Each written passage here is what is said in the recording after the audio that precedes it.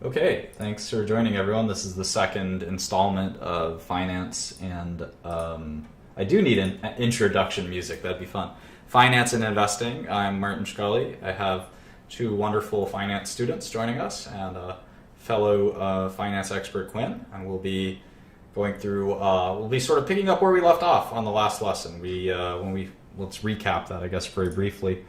We spent some time talking about investing basics. I gave you my life story and sort of how I came to decide that I wanted to learn something about investing and finance and sort of the path that I took. We talked a little bit about how to accomplish your goals in finance and investing. I think probably the biggest takeaway is that finance is at best a full-time job, and at worst is often a full-time job that you still can't do very well at, which is kind of very sobering and difficult thing to recognize, is that most people who try to become great investors fail. And that's something that's sort of difficult and necessary to kind of learn early. We talked about returns. We'll probably talk about those a little bit more, how the greatest investors make 20% returns per year, and those are very, very, very far and few between. Even a 10% return every year is an enormous success. So being realistic about how much you can actually compound your wealth into is important, and recognizing that fees are probably the best way to make money as an investor is to invest other people's money. We talked about some introspective kind of attitudes towards self-improvement. We talked about some great investors of the past and studying them and learning from them. We talked about a few resources in finance, whether it's financial journals, textbooks, books like Seth Klarman's Margin of Safety or Phil Fisher's Common Stocks and Uncommon Profits, some of the things that I've liked. And then we finally sort of left off on asset classes, where we decided we'd focus on equity. And that's kind of, where we left off. We looked at the 6 things that I look at anytime I look at an equity or security. I look at the stock price, the shares outstanding, the market cap, the cash, the debt, and the enterprise value. And I know that the enterprise value concept confused a lot of people, and that's probably a good thing. It should confuse you. It takes some time to sort of think that through. We talked about financial statements, and we kind of left it off there. We spent not as much time as I would have liked on financial statements, so that's kind of where we're going to spend the bulk of our time here today. And it's going to be a little dry, a little boring, but I'm not going to sugarcoat. A lot of finance is, as we like to say, Quinn would know this term well, plugging and chugging. And that is a understatement, that a lot of your time in finance is spent sifting through hundreds of companies looking for the one you want to invest in, or in any case, bank in, or whatever you might want to do with your career. So what we're going to do is we're going to start with the biggest company in the world. We're going to look at Apple. So we're going to go to my favorite website, which is the SEC's website, in all irony, and it's the SEC search page. And I think that if you go here, I actually made this my bookmark for a long time. It's the SEC's website for SEC filings. So if you type in Apple stock ticker, it's AAPL. You can get all of their SEC filings. Now all this gibberish may confuse you, but I'll quickly sort of show you what some of it means. An 8K is any disclosable event, basically. So any big news, any disclosable, I'm having trouble with the English language here, any disclosable event. And so what's disclosable? And this actually has been a topic in the news lately. So any kind of material means important, right? Any material event. And you'll get to know kind of what that concept is. So that's what the 8Ks are. A lot of these are kind of confusing. The 13G or D is an ownership statement. So if someone owns more than 5% of your company, that's what a 13G is. So all of these are specific kinds of statements. And the ones we're concerned with are the 10Qs and 10Ks. The 10Q is the quarterly earnings report, or the quarterly report. It's more than just earnings, I guess. And the 10K is the annual report. So we use these, not only these, but we start off with these Form 10 filings as our important kind of things we're going to focus on. So anyway, let's see the most recent 10 filing. If you see it for yourself, it's the January 27th, 2016 10Q. We're going to click Documents, and we're going to click the first link, which brings us to the 10Q. And this is Apple's earnings report. So you can use this same procedure. You could use this same procedure for, and there's the link if you had trouble opening it. You could use the same procedure for looking up any public company's financial reports. So you can look up how much money Ford made last quarter, or how much revenue Pfizer had last year, or any company, Bed Bath & Beyond, or Outback Steakhouse, or whatever tickles your fancy. And you can see on Apple, you see the little Apple logo, and you see on page 2 and page 3, you can see what their sales were. So sales of $75 billion for the 3 months ended December 26, 2015. That's a lot. I think they're one of the highest revenue producing companies in the world, $75 billion. So what do we do with this information? How do we interpret it? We're going to use what I call the Holy Trinity. If you don't know Catholicism, I was born as a Roman Catholic, and we have something called the Holy Trinity. So you have a new Holy Trinity in this class, which is the income statement, the balance sheet, and the cash flow statement. And this is the income statement, and we're going to learn that well. And you can actually abbreviate it pretty easily as IS, BS, and CF. Income statement, balance sheet, and cash flow statement. And the three of them come together to sort of portray the results of a company for any given period. And you need all three to really interpret a company's performance. And all three kind of tell you slightly different information. We typically focus, especially as beginners, on the income statement and the balance sheet. The cash flow statement's a little bit advanced. It's still very important. Sometimes it's important, sometimes it isn't. But anyway, we're going to spend a lot of time on the income statement and the balance sheet, and we'll end up looking at the cash flow statement in future courses. So let's try to interpret the Apple income statement. What I like to do is I like to go to Excel, and like I said, I like to look at those 6 things first and foremost. So stock price of Apple, and where do we look up stock prices? We can go to Yahoo Finance or Bloomberg Finance, or I like Yahoo Finance. And you don't need live stock quotes. I think Yahoo gives you live stock quotes for free, but you can invest the same way people did in the old days. You can get a stock quote every 3 or 6 hours. You don't really need to know the stock price any second. I think that's a big waste of time, in fact. So anyway, the stock price is about $97, and the number of shares Apple has is on the 10Q, and it's on the first page. It says right there, 5.5 billion shares of common stock as of January 8th. So I'm going to type in 5544.583, and that's for the fourth quarter, sort of corresponds at the end of the fourth quarter of 2015. And the market cap is obviously the product of the two. If you have something that you're splitting into any number of units, whether you're splitting a pizza pie into slices, and each slice, you have 10 slices and each slice is $10, well, the whole pizza costs $100, and that makes a lot of sense. The same thing with Apple. Apple has decided to split its company into 5.5 billion equal parts, and each part trades on the stock exchange right now for about $97. So all of the parts of Apple together cost about $537 billion, which makes it the most expensive or most valuable, better way to put it, most valuable company in the world. How much cash does Apple have? I saw someone tweet at me the other day. Well, where would we find that? We don't find that on the income statement. It's on the balance sheet.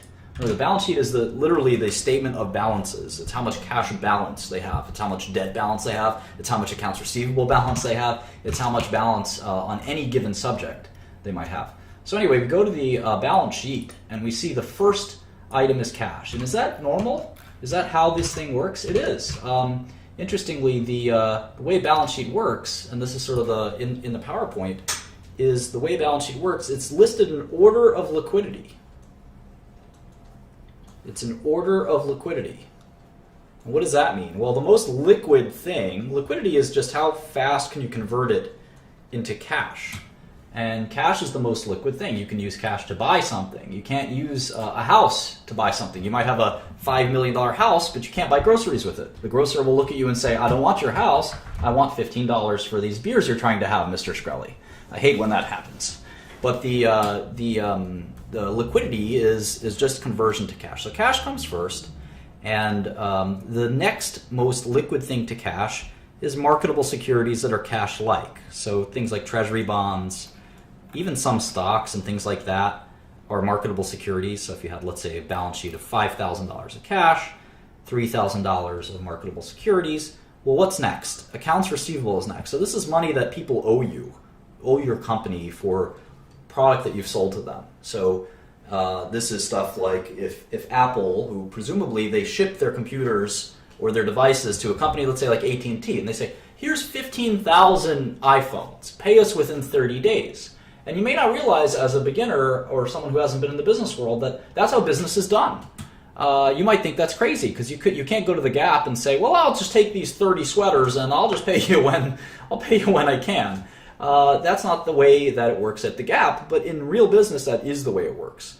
Believe it or not, you usually pay within 30 to 60 days in American and most of international business. And that's called, we usually like to say net 30, and there's a discount for paying early, and there's all these accounts receivable terms. But what about sometimes when you have customers who don't pay? And that happens quite a bit. We call that bad debt. And accounts receivable is actually listed as net.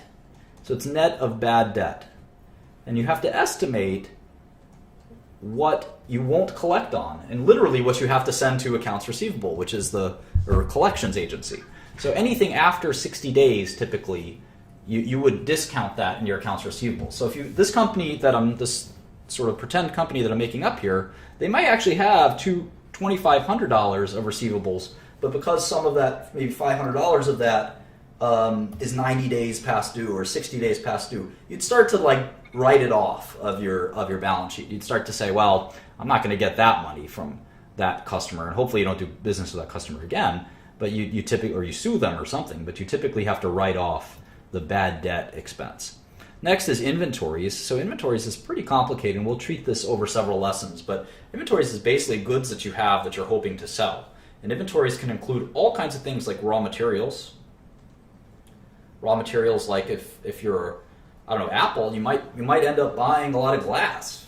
Then that's a raw material, and you're going to turn that glass into an iPhone, but it's certainly not an iPhone when you buy the glass. And you're buying this raw material and you're converting it into your finished product. So you have raw materials and finished products. So of course Apple has iPhones sitting there on the shelf waiting to be sold. Those are finished products. And then in between they have something called WIP, which we call work in progress. And that's like a half-finished iPhone or something like that.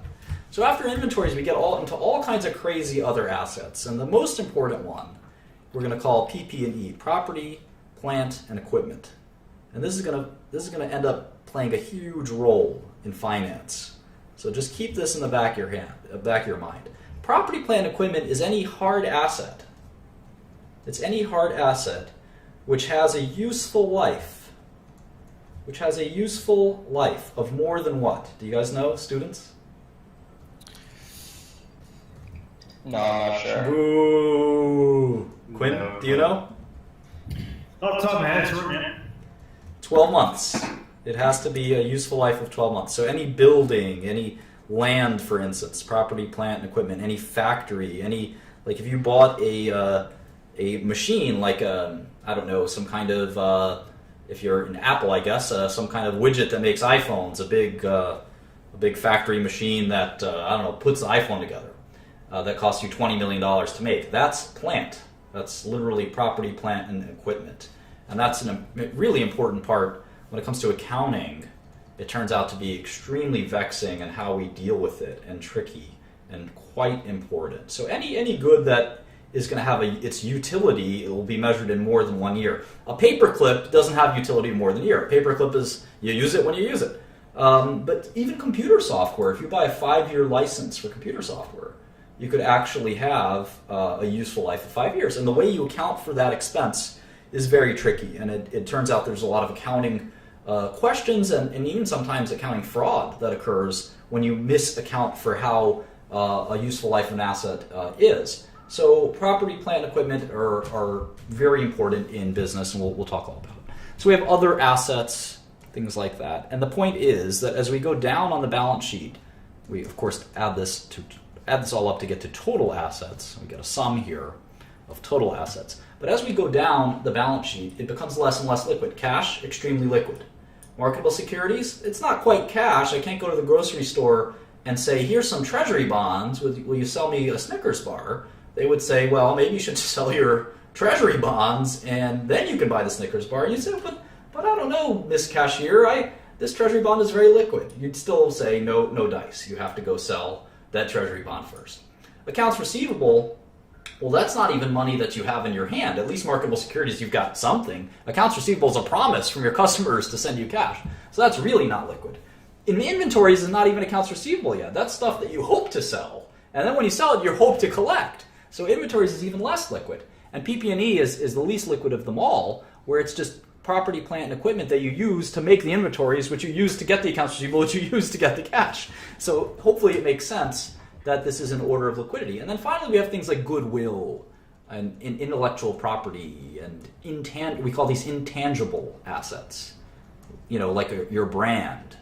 And a lot of this is kind of accounting gobbledygook, but obviously an intangible asset will never actually convert itself to cash, right? Your patents won't actually become cash. They're just patents that protect your ability to do business, your brand name, your trademarks, all of those things. So anyway, that's sort of what the asset side, these are assets.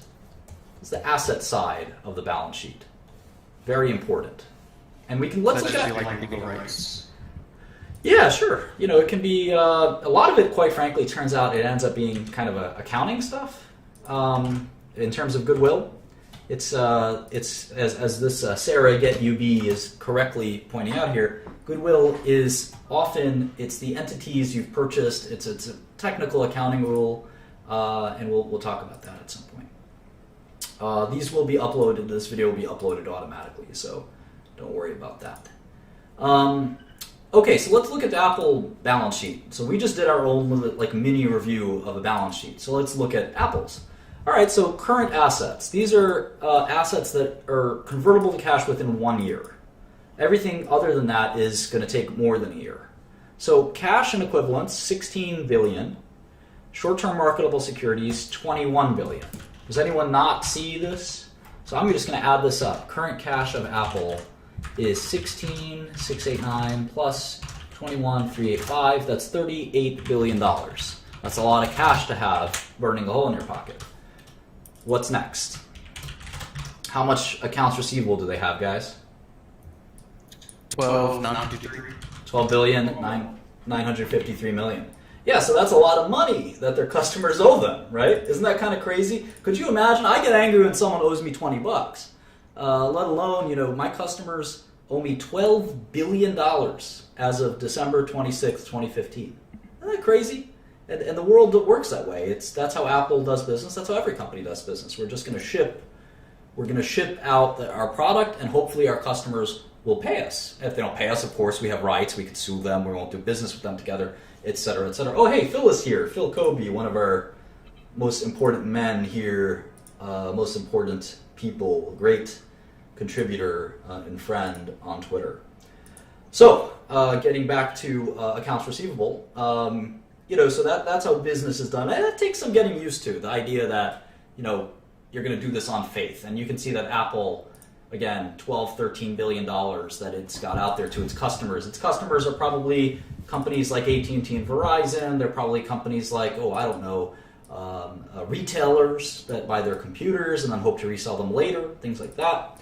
Okay, so they have $2 billion in inventories. Obviously, accounts receivable, which I'll just say AR quite a bit here. AR. Accounts receivable and inventories are not cash. Here's a different receivable, vendor non-trade receivables. What do you guys think that is? Vendor non-trade receivables.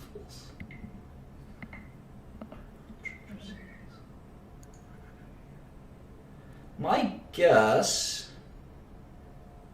well, it's certainly money that's owed to them. It's money that's owed to them. It's not from product they're selling. It's from vendors. Oh, I think yeah, it could be patent rights. It's confusing. Who knows? Well, oftentimes you'll see these weird lines, and we'll want to look them up. In the financial statement. So we'll see what that means shortly. All right, other current assets. This could be anything. This could be, like, for instance, if you pay your rent for January, in December you have to book that as an asset that you've prepaid an expense. If you paid Microsoft for a 1-year license ahead of time for some software, for Office software, you actually have to put those in your balance sheet as an asset. So other current assets, I'll just call it OCA from time to time. And the total current assets, these are all assets that you expect to be cash or converted to cash within 1 year, 12 months, is $76 billion for Apple.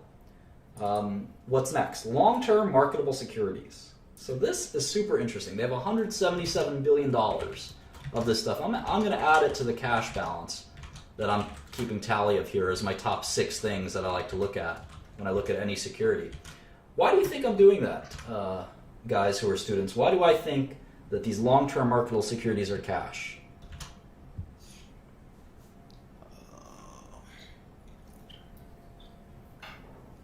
They're liquid, is the assumption.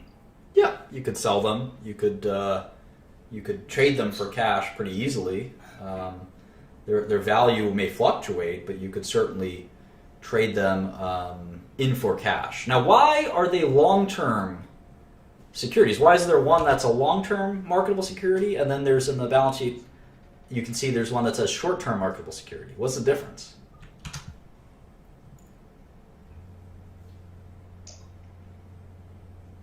They're like a deadline by which they can pay.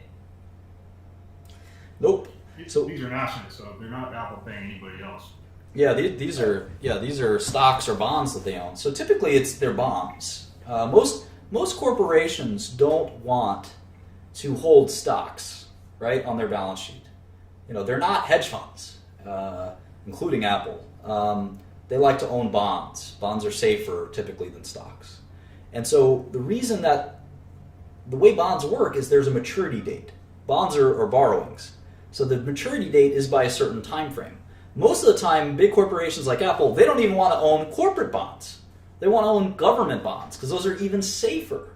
So what ends up happening is if you have 2025 American U.S. Treasury government bonds, what you end up having is that's a long-term security because the government doesn't have to pay you back until 2025. Now you can always sell that bond, so it's still liquid, but it's a long-term marketable security because it won't get paid back for 12 months or more. So it's a little confusing. That's why I just add it all up. I take the cash of $16 billion, the short-term securities of $21 billion, and the long-term securities of $177 billion. I add it all up and I just say, you know what, that's all cash to me.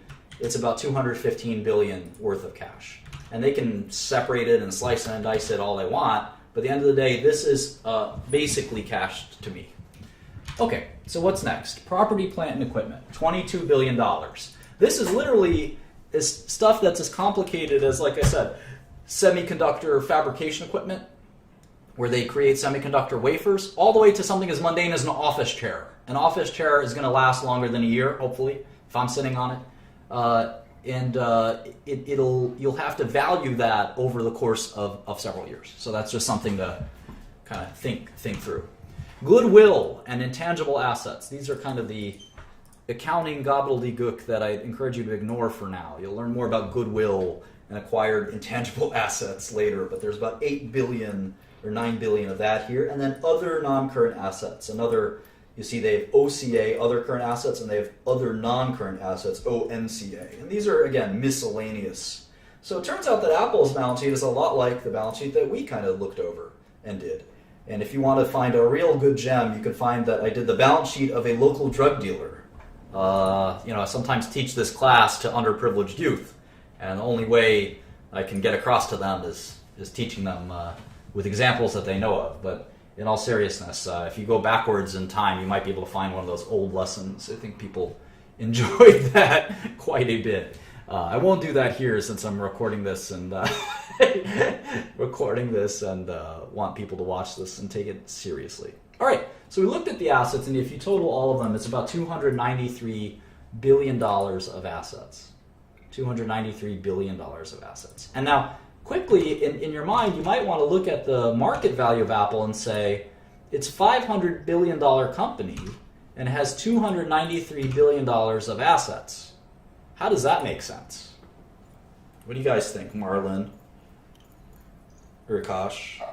Does it have to do with what people speculate their value is going to be like at a certain point in time? Absolutely.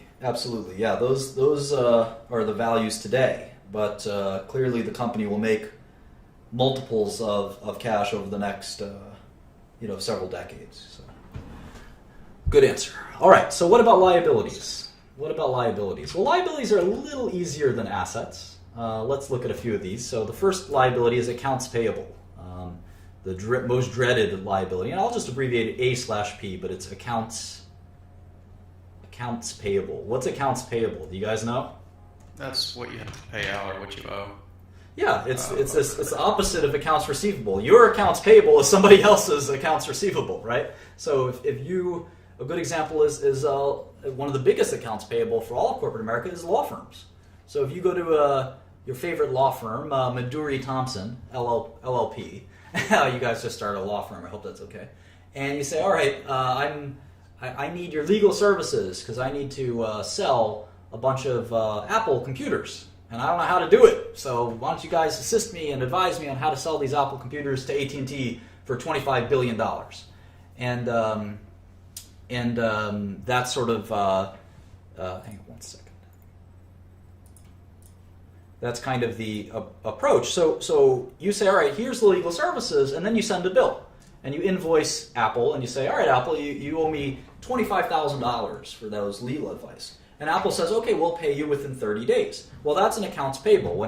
Between day 0 and day 30, by the time you write the check, that's an accounts payable. You have to have it on your balance sheet. It's kind of like a debt in that you have to pay it, but it's not really a financial obligation in the sense that you ever borrowed the money. It's accounts payable for a good or a service. Another example of accounts payable is your rent or whatever it might be. All right, what's next? What's another item of liability? Accrued expenses. So the difference between accounts payable and accrued expenses is pretty subtle, and I won't belabor it. But think of accrued expenses as simply expenses that perhaps that you are going to have to pay. And again, we'll talk about accruals and things like that. This is not an accounting class, but we'll definitely have to talk about accruing an expense over time. For example, if you have a contract with somebody, let's say you had a contract with an employee to pay that employee $1 million a year. Well, your accounts payable is only going to be every paycheck, individual paycheck for that employee. But your accrued expense could be the whole $1 million. So that's one way to think about an accrued expense. But think of both accounts payable and accrued expenses as basically just cash that you've got, funds that you're going to have to pay for running your business. Okay, deferred revenue. This is one of the most complicated. Concepts in accounting and income statements and balance sheets, which is thankfully not too complicated. Do any of you guys, other than maybe Quinn, know what deferred revenue is? Isn't it when you earn money before? It's when you receive money before you earned it. Exactly. It's sometimes called unearned revenue. Deferred revenue is literally cash you've gotten, but you haven't given the product out yet. I know some people in this chat would love to be in that situation. Most businesses don't operate this way, but sometimes in contracts you do get cash up front, and you have to then deliver the product. Sometimes you have that when you've got there's Akil, another very important moderator here. Sometimes you get cash up front. Gift cards, great example. All kinds of unearned revenue, and that's what deferred revenue is. You get cash, and then you have to deliver the product. And in software, you end up getting a lot of deferred revenue for some reason. We'll talk all about that. So Apple obviously has some software component to their business. So that's deferred revenue. Commercial paper. That is debt. There's just like there's a bunch of different kinds of cash, there's a bunch of different kinds of debt. Commercial paper is literally loans from banks and things like that. Debt is debt sold to the debt markets. So all of this is money we borrowed, basically, right? And if you look at, hang on one second. If you look at all the debt that Apple's borrowed, I'm going to start with the current, I'm going to start with commercial paper. There's $7.3 billion of that. I'm going to go to Excel and put that in here. 72.59. They've got current portion of long-term debt, 2.5 billion, and then they have long-term debt of 53,204,000,000 dollars. So there you have it. Apple has 215 of cash and 62 of debt. So the enterprise value is what? 385 roughly. So the value of Apple, the business, is actually 385 billion, even though the market cap is 530 billion. Why is that? Marlon? You're my best student, man. Don't do this. Don't do this to me. Don't do this to me. Repeat it. Repeat the question. Is that what you're asking right now? Really? Yeah. All right. Apple's market cap is 538 billion. Apple's enterprise value is 385 billion. Why? I'm going to be in a blank here, man. I'm not going to be able to help you out on this one. Yeah, obviously. No, the company has $150 billion of net cash. So if the company is trading for 530 billion, but inside that company is 150 billion of cash.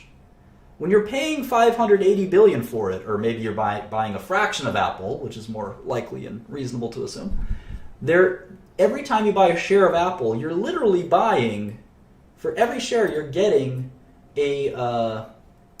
a small portion of cash, right? You're buying not only the computer company, but you're also buying the cash that the computer company has and the debt they have. And if you subtract the cash from the debt, it's about 150 billion.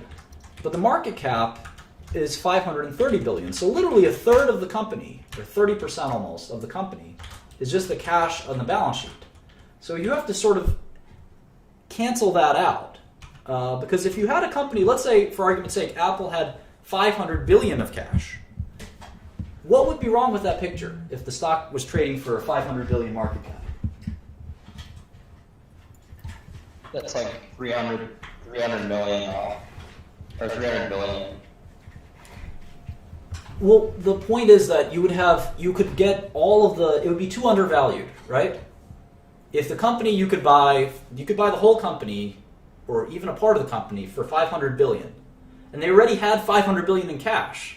That would mean that you're getting the business totally for free. I don't know if you have a better way to explain it. Oh, okay. Right, and right now, the way it works for Apple is the whole business is worth 550 billion, but they have about 150 billion in cash. So it's not quite all for free, but it's a good portion for free. It's it's worth noting, right? And you'll see that when we value companies based on earnings and things like that, we have to think about the non-cash portion of the business. So we're going to have to look at that carefully. And of course it affects you if you're just buying shares and not the whole company. You very rarely buy a whole company. That's private equity. But it still matters when you are buying shares of a company, even if you're buying a small number of shares of the company. You want to know how much cash the company has. Because think about this. Let's say you did have a company, let's make up a new company. A company that has 50 million market cap and 60 million in cash. What would you guys do? Maduri Thompson Financial. What would you guys do? Definitely buy it Why? because it has more cash than its market cap. So you'd buy it for 50 million, and you'd get at least 60 million.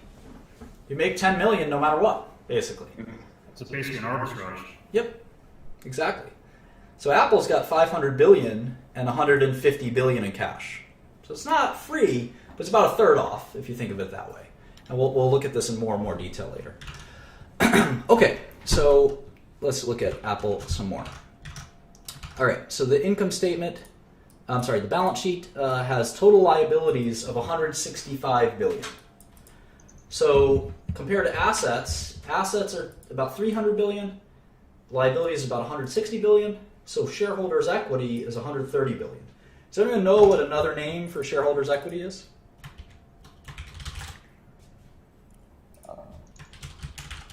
Public equity? Nope. Book value. Book value. So it's called book value because it's literally the value of the company in many ways. At assets, if you subtract liabilities from assets, or you just say assets minus liabilities, you kind of have the value of the company in some ways, right? Sort of makes sense. If you have the assets of the companies and you subtract out the liabilities of the company, assets minus liabilities, you have kind of what's left over is shareholder equity, or sometimes we call that book value. Right? Because if you had a company, let's say, that was going out of business tomorrow, and you said, all right, how much assets does the company have? Well, it's got, let's say, $500,000 of assets. And it's got $100,000 of liabilities. Well, after you take care of all the liabilities, you pay off all the debts that the company owes before it winds down, you'll be left with $400,000, right? That makes sense. Shareholders' equity or book value of $400,000. Now, some of these assets are intangible, right? Like goodwill and patents. The patents aren't going to be worth anything when the company's out of business. So you got to just look at the hard assets or the tangible assets, and you can do something called a tangible book value if you wanted to remove some of those pesky goodwill and intangible assets. So anyway, that's the basic crux of a balance sheet: is the assets minus the liabilities will equal the shareholders' equity. And if you know your algebra, you could add liabilities to both sides, and you can see that assets will always equal liabilities plus shareholders' equity. That's because a balance sheet balances. That's the concept. It has to balance on both sides. And we'll learn more about this if we ever kind of look into accounting. But this is sort of the basic gist of a balance sheet. And I think we did a good job of looking at it. Now we're going to look at the income statement, the second in the Holy Trinity. And this is going to be a little bit more fun. This is going to kind of really make more sense. Balance sheet has a lot to do with accounting. And accounting is a little bit dry, needless to say. And it's a little more abstract. But when we deal with the income statement, we can really see kind of the reality before our eyes. So let's do the income statement kind of live. Let's do it kind of side by side. I'm doing this obviously on Yahoo. So not on Yahoo, on YouTube. Yahoo. But it's not 1990 anymore. Okay. So you can see here the Apple income statement, and you can see that they had $75 billion of revenue in Q4 2015. Q4 is the last 3 months. So it's October, November, December. In just 3 months, they generated $75 billion of revenue. Now, what is revenue? Let me ask you that, Maduri or Thompson.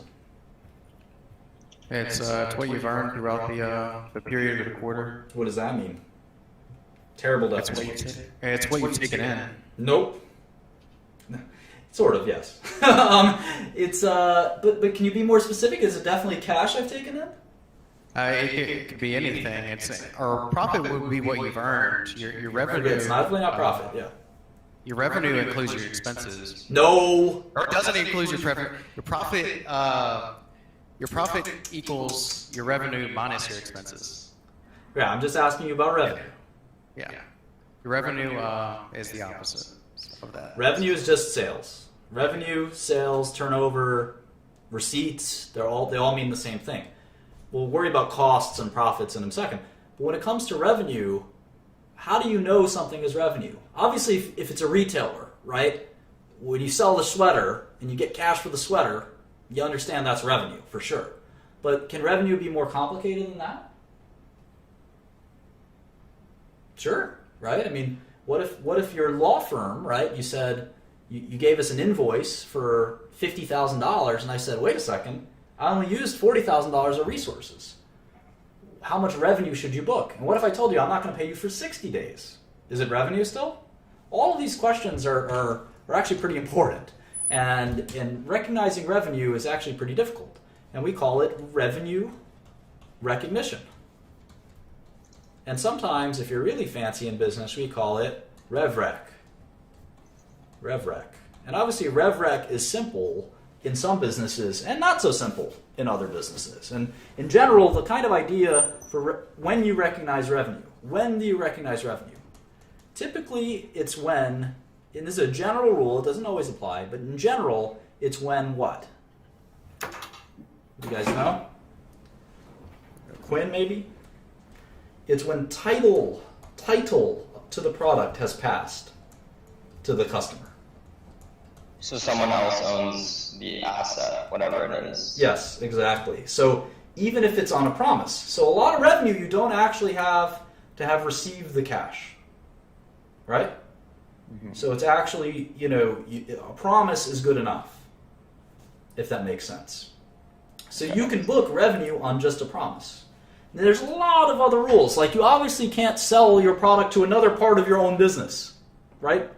You have to net that out. That's called intercompany revenue. And it happens sometimes, and there's nothing wrong with it, but you have to take it out. Intercompany revenue gets canceled. And a lot of accounting fraud, I think a bunch of internet companies had this as a fraud, Enron had this as a fraud, is when if you're selling to your own company, you can often overinflate your revenue. Then there's things like, what if you have a contract over 4 years? How do you, and someone gives you all of the cash up front. Let's use that example. Let's say you have a $10 million contract with Boost Mobile. Boost Mobile. You're Young Jeezy. This is Young Jeezy Incorporated. Young Jeezy Inc.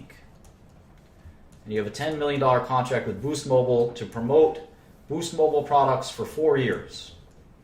And it comes time for Q1 2016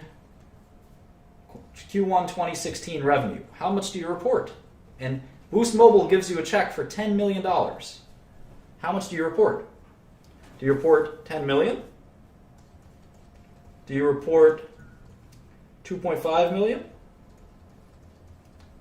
Or do you report 750,000? I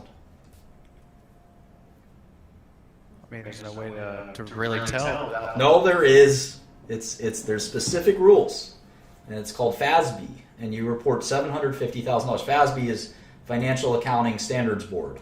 And again, accountants need to know this, but if you're going to be an investor, you need to know some of this stuff too. Accounting is a language of business, and you have to know the language of business. And 10 million is the cash you get. Sure, you get all the cash, but your revenue is only $750,000. And you'll report that every quarter for the next 4 years, for 16 quarters. Your balance sheet will have the 10 million on it right away. But then, that's when you have deferred revenue. So what you'd end up having is you'd have revenue of $750,000 every quarter. And on the balance sheet, this is the income statement. On the balance sheet, you would have deferred revenue of $9,250,000 because you still have to you've collected the 10 million. Your cash will be 10 million, but you haven't performed $9.25 million of services because you can bet that if Young Jeezy stops rapping about Boost Mobile 1 quarter into his 4-quarter deal, Boost Mobile will sue him. So he's got to carry that deferred revenue and write it off every quarter for the next 16 quarters or 15 quarters. So anyway, that's how sort of revenue recognition can be pretty tricky. Obviously, if Apple sells $10 billion of iPhones to AT&T, it's relatively simple, but believe it or not, it can still be complicated. For instance, returns. What about returns? Return policy is a huge part of revenue recognition. Oftentimes, companies like Apple will have a return policy. So they'll say, you know what, AT&T, if you return us any of your phones, we'll give you your money back for the phones that you return. And some companies have no return policy. It really depends on your company. But a return policy is somewhat common, and you have to reserve revenue for return policies and all kinds of things like that. So anyway, there's a lot of complexity to revenue recognition. It may seem really simple, but sales are not as simple. All right. So next we have something called COGS, or cost of goods sold. What's a cost of... I'm not going to take off. Thanks All right. a lot. Yeah, thank you. Hopefully someone can bring in... thanks, Gun. Someone can bring in another financial expert up in here. So COGS, C-O-G-S, cost of goods sold. Cost of goods sold... Go ahead, Marlon. That'd be the value of the goods sold. Nope. Period. Nope. Cost of goods sold is the cost to make the revenue. So it's literally cost of revenue. So if they sold $75 billion, right, of phones and iTunes and all these things. It costs them $45 billion to make that stuff. So they have a margin left over, and that's called the gross margin. Gross margin. And you can see, I'm not going to type in, if you look at this closely, I'm not going to type in 30423. I'm actually just going to subtract cell F3 and cell F4. So subtract cell F4 from F3, and I get 30,423,000,000, because that is the gross margin. So they sold $76 billion of products in Q4. That means they might have gotten cash for some of that. They might have not gotten cash for some of that. But they pushed out $75 billion of their products to the world, whether that they got paid right away or didn't get paid right away. And it cost them $45 billion to make that stuff. So it cost them money to buy the glass and the equipment, all the stuff that goes into one of these things. And you can see that they made, if you think about it, they made about half. They made about 50%. For every dollar they sold, it cost them about 50 cents to produce those goods. So if we actually just do this, we can do gross profit or gross margin percentage. We'll call this gross profit, and we can do the formula. Does anyone know what the formula is? It's your total sales, the revenue minus your COGS. No. So that's what gross profit is. As a percentage, gross profit divided by revenue is 40%. And we got a great question from Dan Van Glen. Does it include labor? Yes, it does. Yes, it does. According to GAAP, generally accepted accounting principles, which are promulgated by FASB, the Financial Accounting and Standards Board, any cost of the product, whether it's the raw materials, even the plant, operating the plant, the person that works at the plant that maybe is the plant manager but doesn't actually make any of the goods, that's still a cost of goods sold, usually. So where the costs go into what bucket is sometimes unclear. Obviously, the cost of all the equipment and things like that will go into the COGS, and we're going to worry about depreciation and things like that later. Those will be very complicated. So what we end up with is they sold $75 billion of goods, and we're going to keep chipping away at that until we get a profit line at the end. And the first thing we're going to chip away is the cost of making the products themselves. So after we got $75 billion in the door, is one way to think about it, we're down to $30 billion of profit left over. So what's the next expense? This is accounting.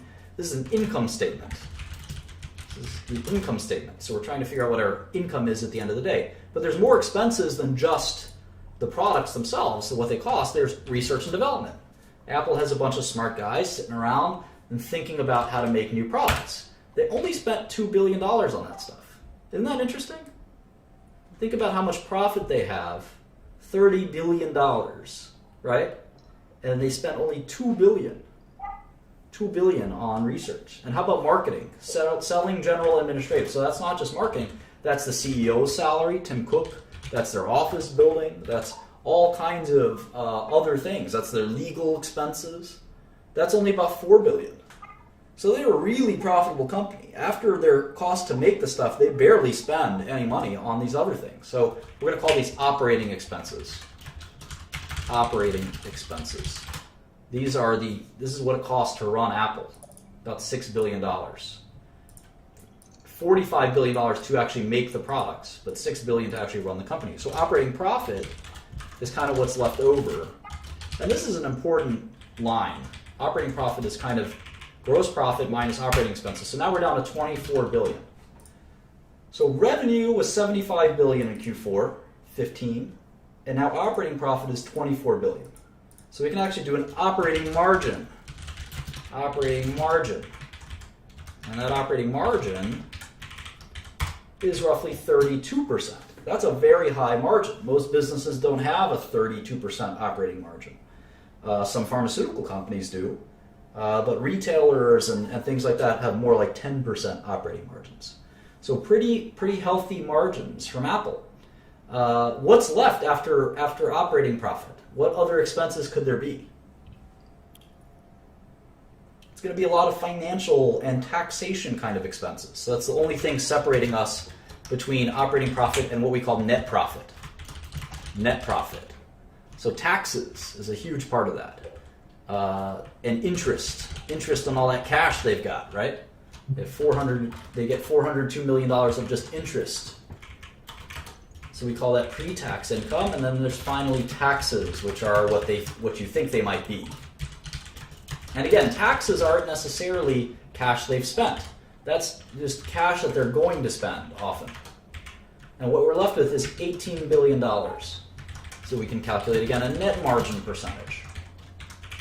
18 billion left over after 75 billion of revenue.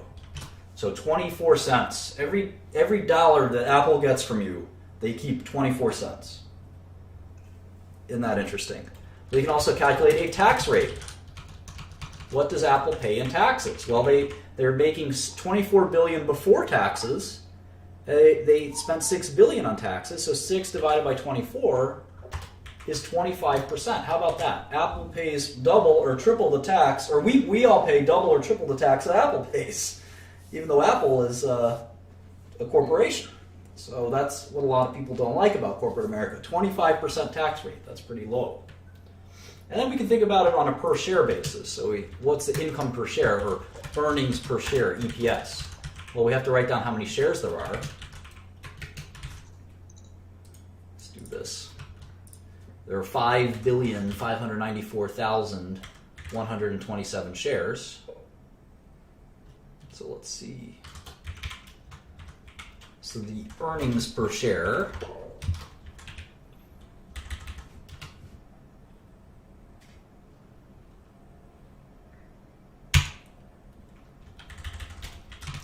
is $3.28. Okay, so that's sort of Apple's income statement for Q4. Any questions?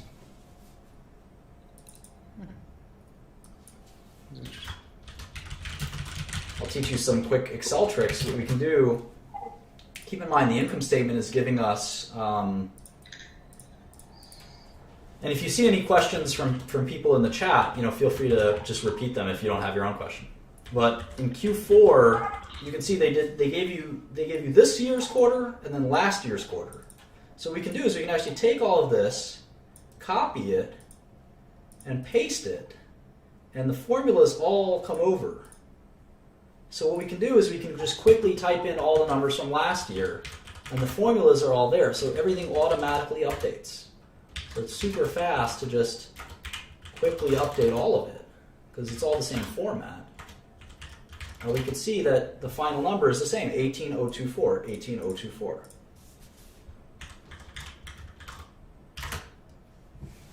And we can copy and paste all of these. So it's pretty easy. And now we can even compare revenue increases year over year. And this is a big problem for Apple. If you look at Q4 of 2015 divided by Q4 of 2014, revenue only increased by 2%. And the way you can figure that out is the simple quotient of new divided by old. New divided by old minus 1 expressed as a percentage will give you a change from new in new from old. So you can see Apple's revenue isn't growing anymore. And I wonder why that is. It could be because they haven't released a new product. It could be because they're just slowing down in general. Who knows?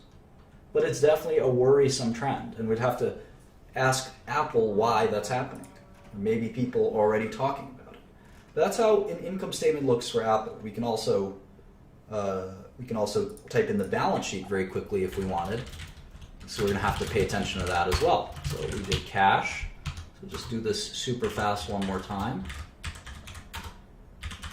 And I'm happy to take questions as they come up. So I guess if you're looking at companies that you might be interested in investing in, are you trying to look at the growth in their revenue quarter by quarter? Sure, but we haven't yet come even close to making any decisions on anything. That we probably won't even touch that until lesson 4, 5, 6, 7. It takes a long time. We're just trying to understand how to even read these things, and how to sort of order them and format them into a way that we can use right? We can use to make decisions later. You know, we're not even close. We're not even close to being able to use this information in a way that's useful yet. You know, but it's good for beginners, especially, to say, all right, this is the way Apple works. You know, it's very important to know kind of what what exactly is this company's profile? What's their margin profile, for instance? Are they the kind of company that loses money? Are they the kind of company that makes money? Are they the kind of company that makes a lot of money? What's the relative amounts, especially as we compare them to other companies like IBM or Hewlett Packard or other computer makers, you know, phone makers like Samsung. We want to be able to compare them and say, why does Apple do so much better than these companies, or whatever. So anyway, right now we're not totally concerned yet with kind of what you know, thinking about what to look at yet. We'll get to that maybe even tonight in terms of what are companies worth, what are assets worth, and that's, you know, turns out to be a much more difficult question than just kind of what is this company doing, what are they actually doing every day. So that's sort of a preview of the balance sheet, and believe it or not, in my PowerPoint, that's exactly the next question, is what is the value of a company? And we got a nice taste of what an income statement and a balance sheet look like from Apple. We're going to totally throw all this away and start again. And we're going to start with a brand new topic of what does, you know, and we actually did it right on the hour. I don't know if anyone has any questions about Apple. At 9 o'clock, we'll start sort of this very important question of how do we value things, not just Apple stock, but anything. How do we value stuff? How do we value cash flow? So any questions on Apple real quick? Contour asset? I don't know what that is. UK exit? That has nothing to do. Contra asset, yeah, we don't have to worry about accounting just quite yet.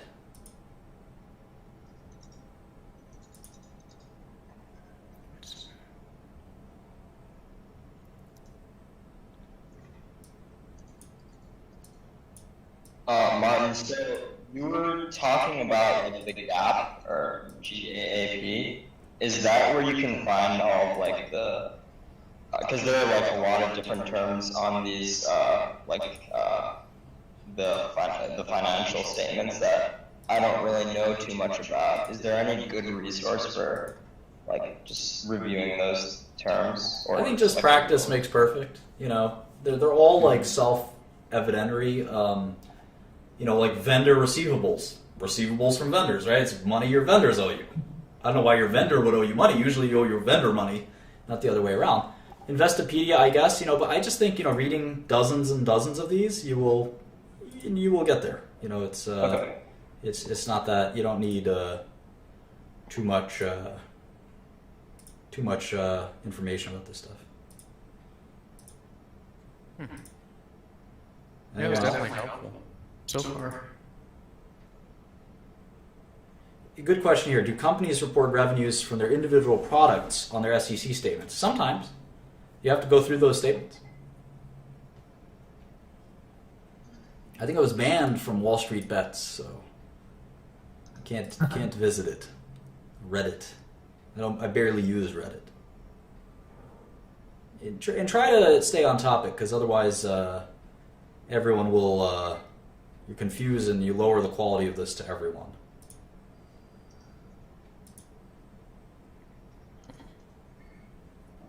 Companies are not obligated to pay dividends to their shareholders typically.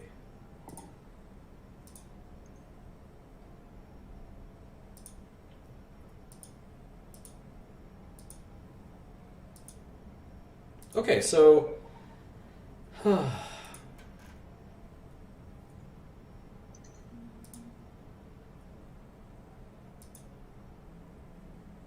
okay, so let's talk about, is the SEC site accurate? Yes, companies have to, under penalty of arrest, They can be accused of fraud. SEC statements have to be accurate. And there's actually a bunch of people sitting in prison cells right now over misstatements in accounting. Enron is a good example. WorldCom, Computer Associates, etc. So they definitely. Tyco is another good one.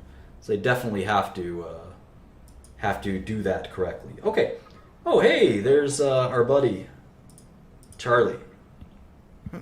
You're perfect. I'm gonna have to back out. Okay, great. Charlie's just in time. 9 o'clock here. Hey, What's going on? you're just in time. We're about to go into. As soon as I logged on, I heard SEC investigation, and I was immediately intrigued. I thought you might be talking about Valiant, but not all that. No, I didn't. I think we said just SEC filings, but Gotcha. What's up?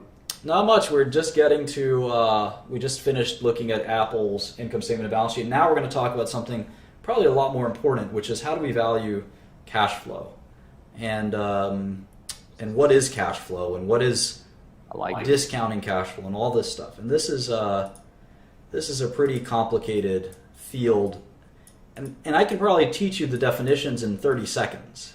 But the point of this is to understand it like the back of your hand, not to be able to recite a definition. So is anyone before? Are you looking at some slides right now? Yeah, there's a website. I'll give you the link. Can you maybe post this real quick? It's a YouTube. It's my YouTube live stream link. Got it. Oh yeah, I know that. So we just need one more person to join. I know there's a bunch of people What's going on?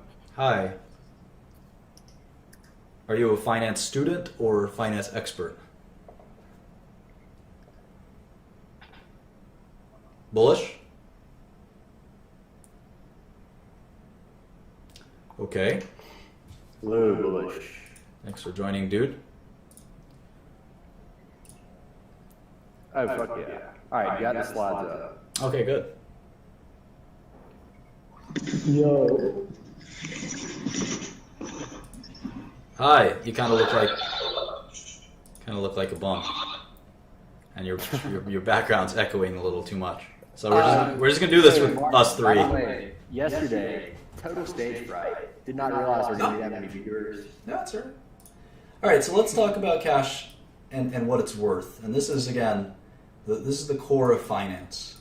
This is going to be, I want everyone to pay close attention. What we did with Apple, it's more technical, more kind of detailed. This is much more theoretical.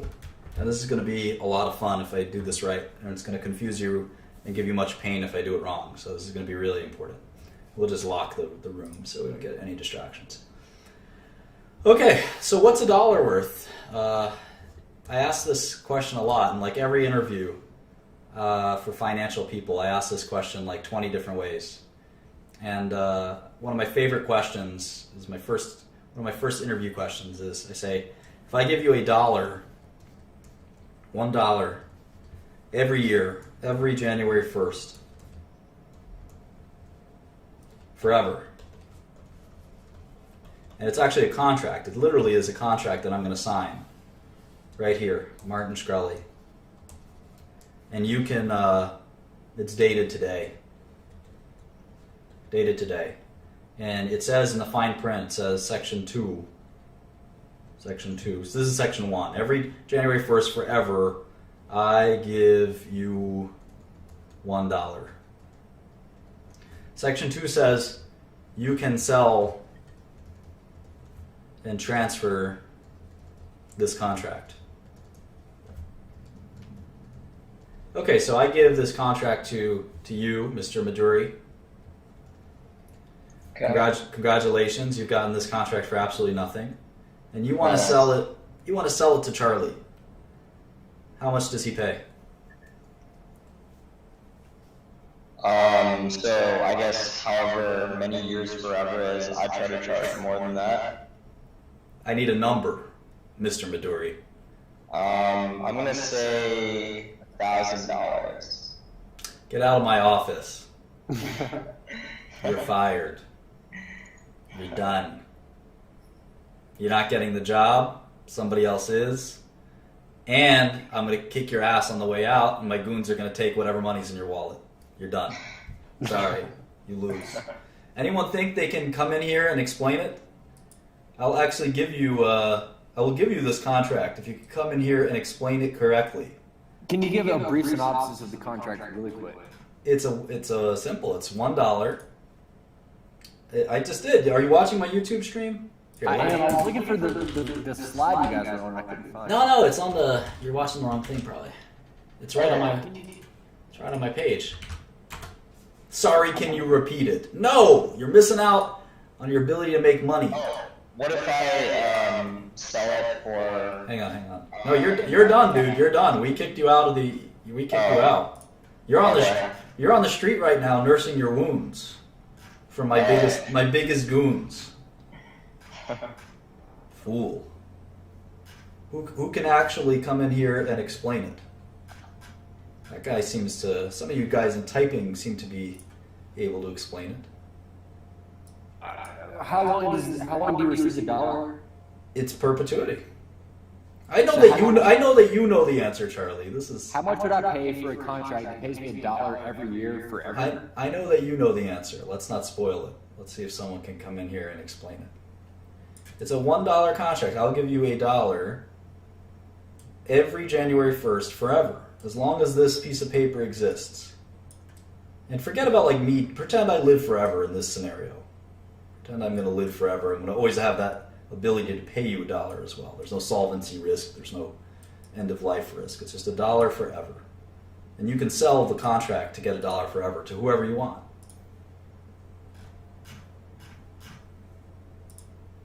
This turns out that this is actually a very, very tough question to answer. And you'd be surprised. I've interviewed probably 1,000 people in the last few years. You'd be shocked at the freaking answers I've gotten for this question. 1,000. 1,000 is. We heard 1,000. We heard 1,000 from Mr. Midori. Let's see what other people have to say. Come on in. I'd like to see rapid fire, kind of who. And I'm just going to X you out real quick, Midori. See if we can get people to come in here and explain your answer. You have like 20 seconds tops to sort of explain it. And the winner gets $100 by PayPal. Ooh, things just got real. Chris? Everyone's saying repeat the question? You should have been paying attention. Chris, your mic isn't working, it seems like. So you're like the guy who shows up to the interview late. You're done. You have your mic I'd sell it for $60K too, Bass. 60K? Is that a legit answer? Yeah. Use the Pythagorean theorem. Winner's circle, you got this. J-Rock? I wouldn't sell it. That's my answer. Winner's circle, that's your answer? Why would you sell something that's guaranteed that's that solid? All right. You also don't get the job. J-Rock? He's thinking outside the box. No, I'm putting his answer down as question mark, too confused. J-Rock, your mic doesn't work. Again, you're the guy who shows up to the interview drunk. Don't do that. Oh, Billy the Fridge. Billy the Fridge. Boy. Okay, 20 seconds. I was gonna say, depending how long you're gonna live, say, 20 years old right now, I'm gonna live to be 87. I told you age doesn't matter. Just pretend it like my nephews will have to take over. My son. $8? $8? All right. No explanation given, but $8 is the answer you gave. It's not a great answer. How about you, Para?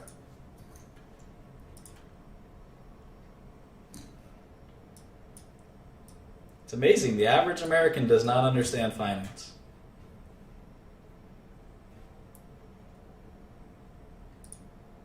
Give us a hint. Of course, blab doesn't work.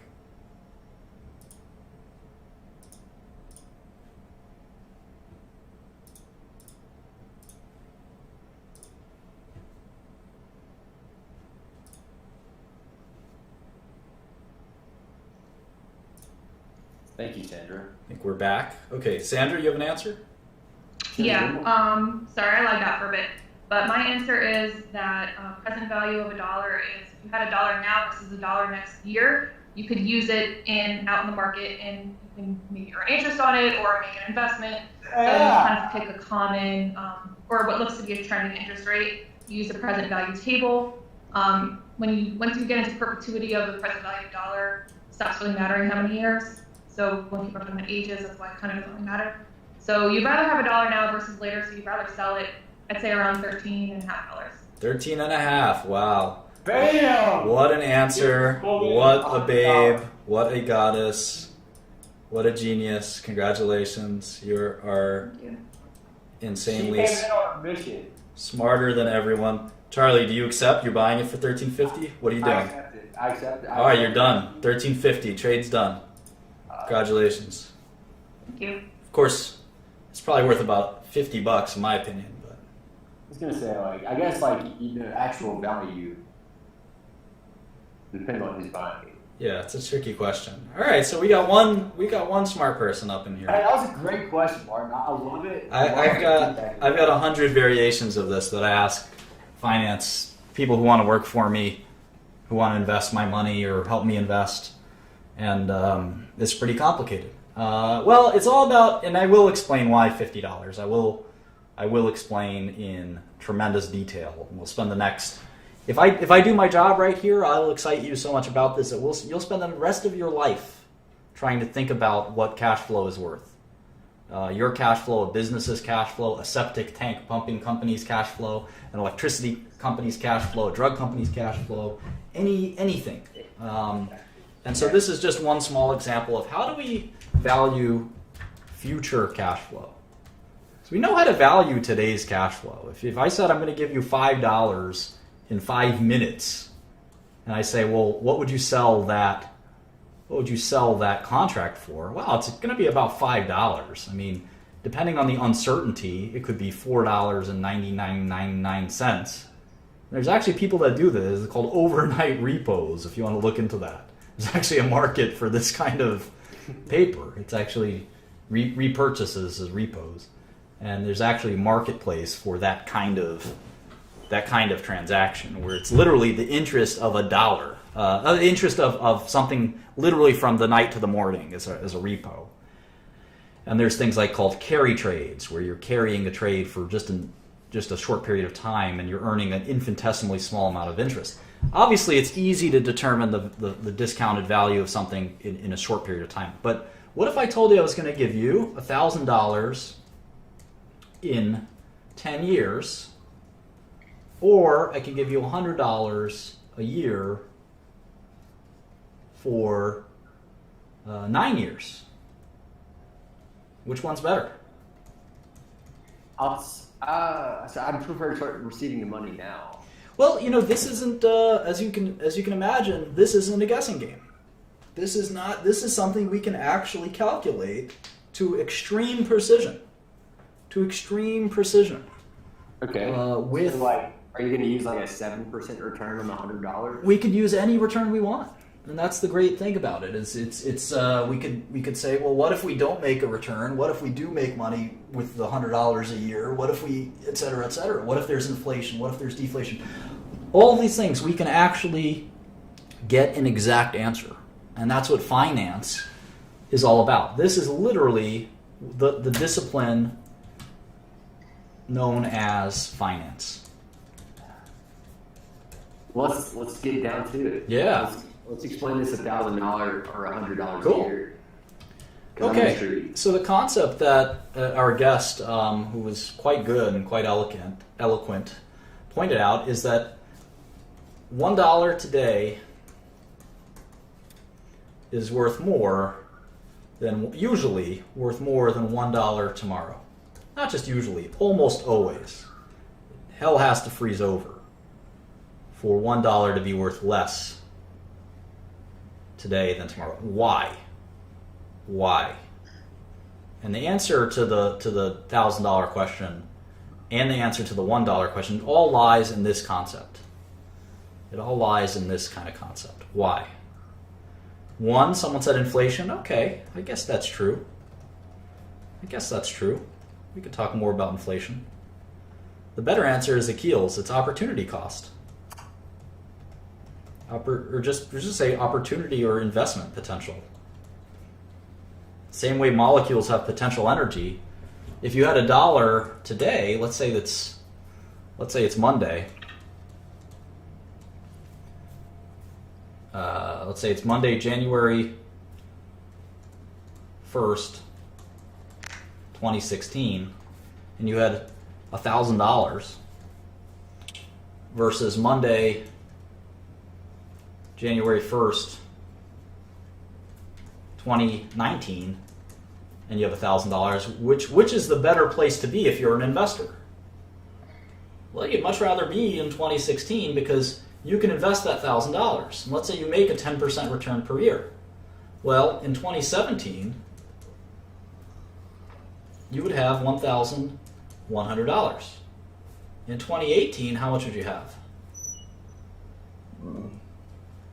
$1,210, right?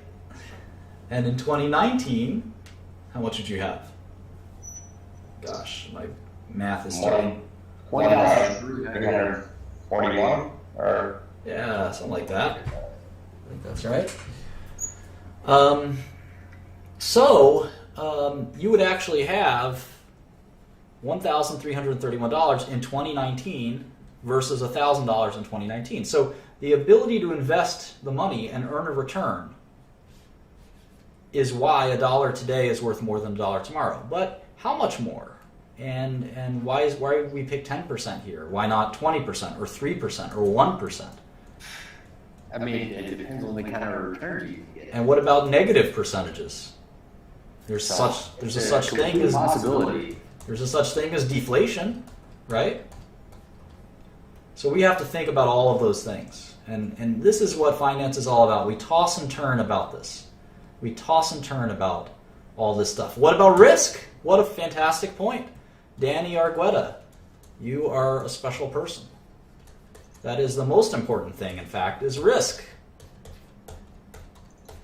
And we'll talk about that soon. Risk. So we got inflation,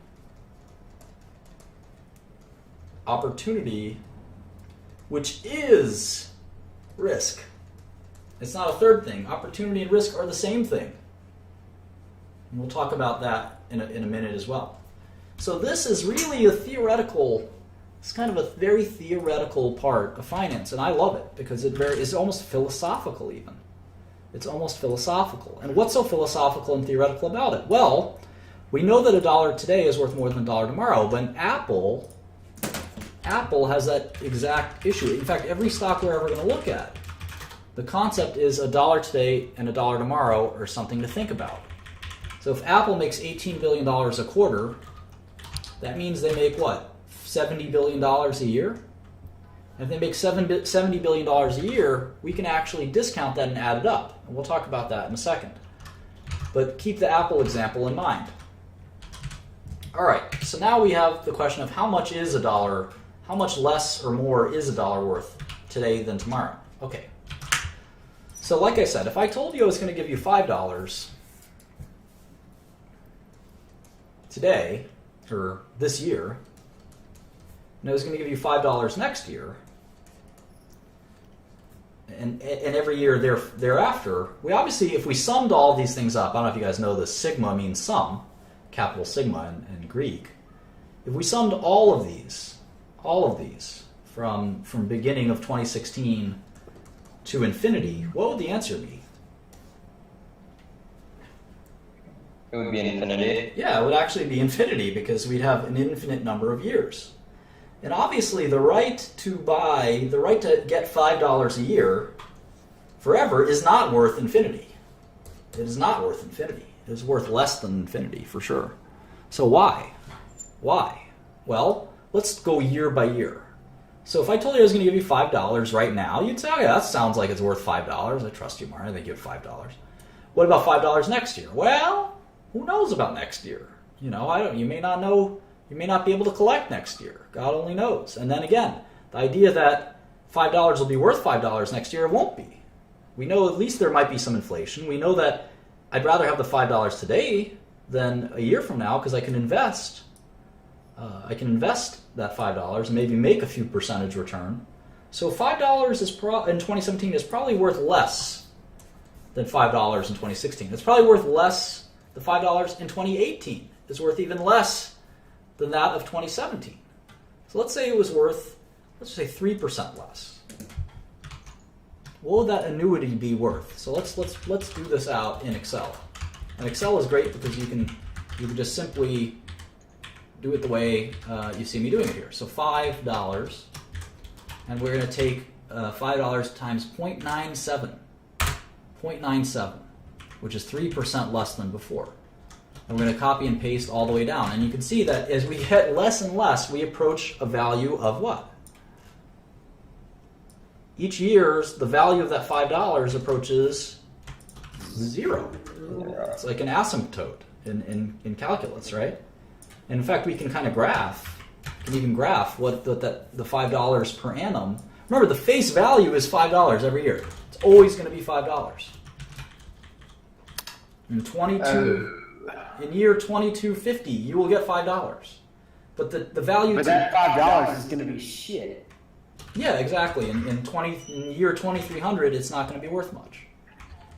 And so we can actually graph this and sort of see what it looks like. It'll be fun to see that. How do we do that? Let's see. Insert line graph. Here we go. Yeah, here you can see the value of $5. It sort of reaches this asymptote of 0.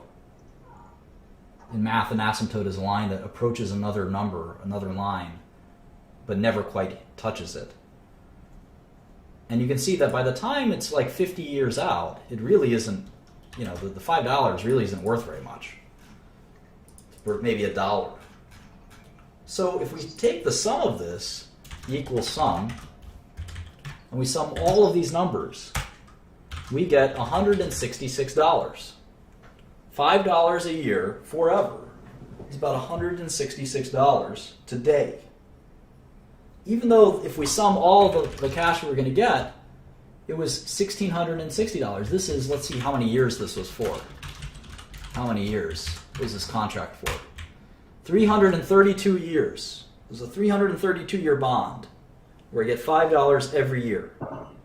I'm going to collect, by the end of the bond, I'm going to collect $1,660. But today, the bond would trade for $166. Why? We got to think about this. We got to think about it carefully. What if we only discount by and let's add more years to this. Let's go into thousands of years. See what happens if we do that.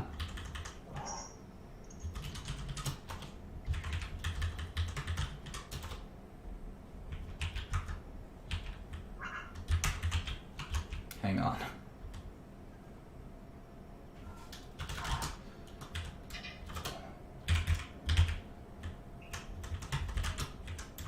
Okay.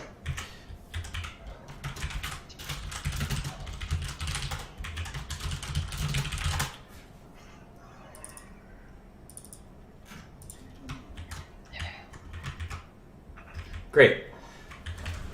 So we're going to call the rate at which we discount the cash flow from one year to the next the discount rate. And we're going to change this formula. I encourage you all to make this Excel sheet yourself. We're going to change this formula to the discount rate. We're going to see what happens when we change the discount rate to 10%. What do you think the value of the bond will do? Obviously, the amount we're going to collect will be the same. This contract promises us $9,310. $5 a year for a long time. Let's see how many years we put in this. If we increase the discount rate, what's the value of this contract? It's going to be lower. Yeah, it's going to be lower. Why? Because it approaches 0 at an earlier rate. It gets closer to 0 at a much earlier time. Yeah, so we can see that it goes down to $50. If it's 5%, it's $100. If it's 3%, it's $166. If it's 2%, it's $250. You can see that they're inversely proportional. In fact, a fascinating thing is as the discount rate approaches 0, the value of the bond approaches what? $9,310. No, it approaches infinity. Oh, okay. I guess I was assuming for the amount of time that we were collecting. Why do you think it approaches infinity? Oh yeah, I guess yes, correct. It does if you have an end to it. But we could always extend this even further, right? If it's an annuity is infinite. Well, the answer is if a dollar today was not worth the same as a dollar tomorrow, then it would be worth something vastly more. But we assume that money is worth less over time because of things like risk and opportunity cost. So we have to think very carefully about how to discount a series of cash flow. And in businesses and bonds and stocks, we have these yearly cash flows we come to expect. In this case, this is very boring. We expect $5 every year, forever. Businesses obviously aren't like this. The cash flow we get fluctuates. We hope it grows, right? We hope that the CEO of the company figures out a way to make this go from 5 to 6, from 6 to 7, from 7 to 8, hopefully from 8 to 800. You know, if you're a CEO like me, you want as much profit as possible. And you have to discount that cash flow because something might go wrong in the year 2029. You can't predict what the earnings of your business will be in 2029. Can you imagine the people who were forecasting Motorola's earnings 10 years ago? Motorola and Nokia were on the top of the world 10, 20 years ago, right? Right. Motorola. So on that note, like, how do you put a number on what you should discount? That is the secret of finance. You're literally, touching on the number one question in finance, which is subjective. A little bit. What is the discount rate? Well, let's take a look. What is the interest rate of a government bond? Does anyone know what the 10-year bonds yield? Not much. I mean, like 1%. Yeah, it's about 2%, 1.7%, 1.5%, something like that. 1.74. This guy may be a bond trader. So apparently, the government says it's not less than inflation. So the U.S. government bond is theoretically risk-free. Right? It's theoretically risk-free. There's no risk that Obama and Trump, our future president, will not pay the obligations. Right? What if the government fails? It's a great question. There's no risk that the government won't pay its debts. We'll talk about how realistic that is in a second. And theoretically, there's some risk, right? And we could actually measure that risk with a Bloomberg machine, believe it or not, and something called a strip or a TIPS security. But regardless of a TIPS security, we can see that the government bonds have an interest rate of about 1.74%. So the government can borrow money from us for 1.74%. That means that we get this interest rate. And in fact, the risk of not getting paid is worth 1.7.4% to us. And that's simple. If I lent Charlie $5,000, I would ask him for 10% interest because, I don't know Charlie. He seems like a nice guy and he seems very smart. So the fact that I'm willing to lend him any money at all is already telling. I'll take a 10% rate for what it's worth. And I just size him up and I say, you know what? There's a good chance he's not going to give me back the $5,000. Who knows? He will, though. Who knows? Yeah, a reasonably good chance he will. So I'm going to give him a 10% interest rate. Now, if a friend of mine named Maurice, who has a arrest record and he's known to traffic narcotics in my community, Maurice wanted to borrow $5,000 from me, I don't know. What interest rate should I charge him? I think Maurice is more likely to default. More likely to default. I'd be taking like quarterly payments of half percentage. Yeah, I think I'm gonna charge him a higher interest rate because I just don't think Maurice is gonna pay me. In fact, there's probably no interest rate that I would take. It's not a black or white thing. There's let's give him an Albanian name. What's a good Albanian name? Let's just make him an American, Bob. Bob. Yeah, Bob the crackhead. Bob the crackhead. Mark it up 5,000%. So it's a very difficult loan, and I'm worried about that. But the government, how about Apple? I can blend the company's money. It doesn't have to be Your bonds people. are going for cheap. Here's another good one. Brazil. This guy's making a good point. Brazil is 6% interest rate right now. The U.S. government is 2%. So we can see what the least risky securities are. We can make a list, in fact. U.S. 1.74%. Brazil 6%. Apple, I think, is borrowing money at 2%. I can look that up with Bloomberg, which I'll log into in a minute. The Bloomberg log. Charlie, my loan to Charlie is 10%. My loan to Bob is 50%.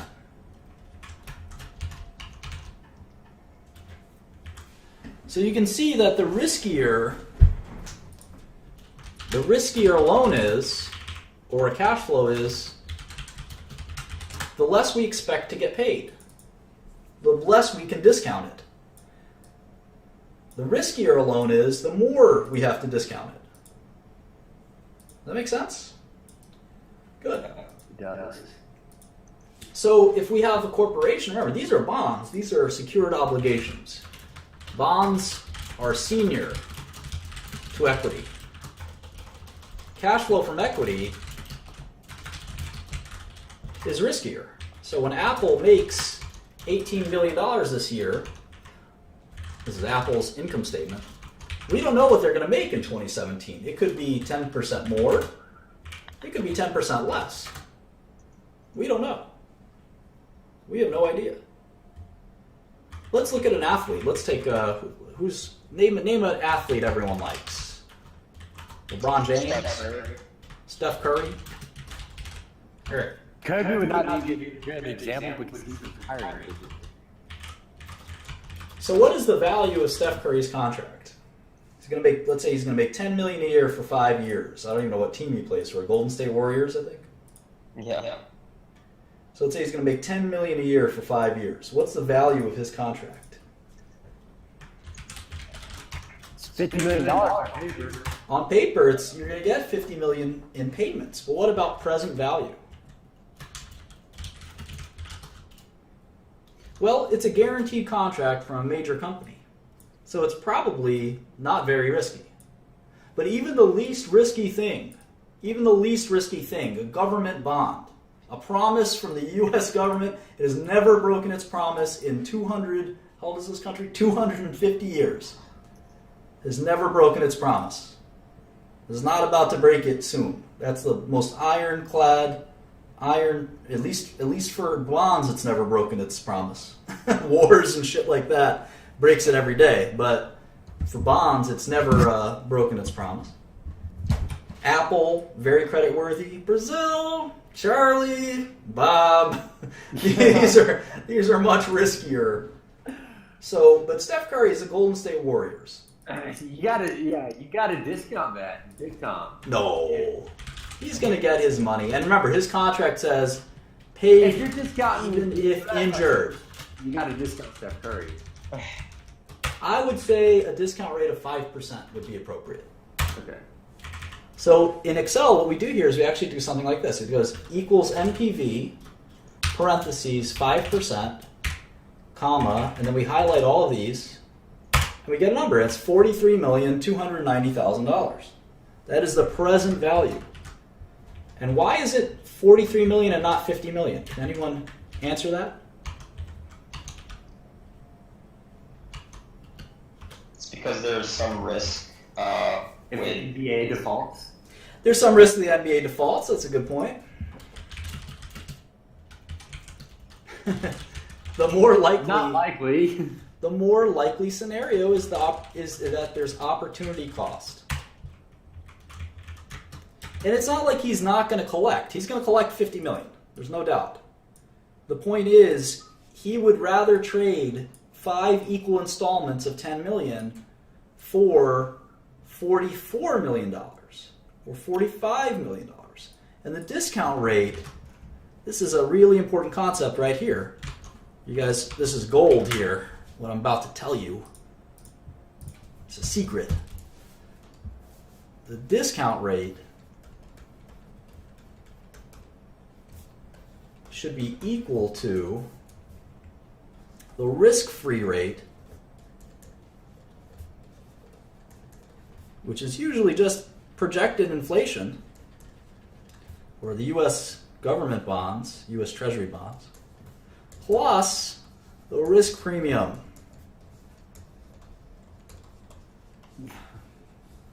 So what is that? What does this mean? Well, all securities have the same inflation risk.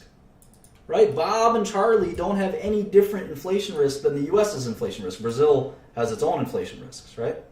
But there's some risk amount that we're going to assign to everyone, right? Like the U.S. is 1.7%.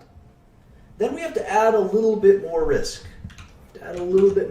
So in the case of Steph Curry, we're going to say, all right, well, government bonds are 1.7%, so it has to be more than that. So it's going to be some percentage more than that. And it's going to equal some percentage. And we've decided arbitrarily, right? Arbitrarily that the 1.7%, we're going to add 3.3% to equal 5%. And this is the inflation risk in essence. The inflation risk. And this is the opportunity risk. Opportunity cost. And this is a very theoretical concept. And part of it is based on how well Steph Curry can invest this money. If he can't invest it very well, then we just have to think about, or we're going to assume he can't invest it at all. We're going to assume that it's some risk like the risk-free risk, plus this crazy risk that perhaps the NBA defaults or that Golden State tries to get him out of his contract or something like that. And if we use that, we can actually put in, refer to the discount rate here, down here, and we see that it's a lot closer to the 50 million. The only way it's worth 50 million is if the discount rate is 0. And it can't be 0 because there's some risk of default. There always is. There always is. Unless you have the money in your hands. And there's a lot of money to be made, this is a good question, which would never happen because the risk is irrelevant. A lot of fortunes are made. A lot of fortunes are made and lost. In fact, I would say most fortunes are made and lost because someone correctly predicts that a very unlikely thing happens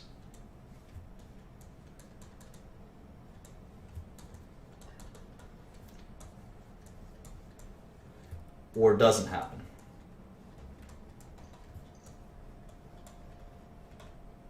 And that's sort of a big crux of finance. A good example is Warren Buffett with Coca-Cola and American Express.